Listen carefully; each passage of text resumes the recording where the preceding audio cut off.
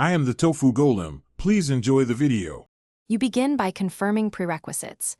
You have a Pabbly Connect account, API credentials for the apps you'll automate, and a sample record to test with. Next, create a new workflow and name it clearly so you can find it later.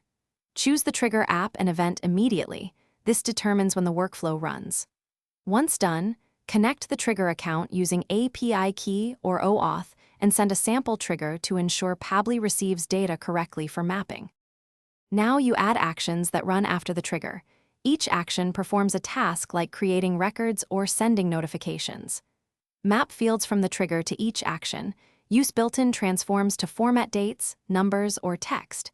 If you need logic, insert filters or conditional routes so only certain records continue. Also add delays for rate limits and configure retries. Test each action in order with real sample data so you can catch mapping mistakes before turning the workflow live. Finish by running a complete test from trigger to final action and inspect the execution log for warnings or errors. Once successful, activate the workflow and monitor the first few runs in the dashboard to confirm consistent behavior. If something fails, check authentication, field mappings, and API limits. Often increasing a delay or correcting a data type resolves issues. One key troubleshooting tip: when a step errors repeatedly, enable detailed. Thanks for watching.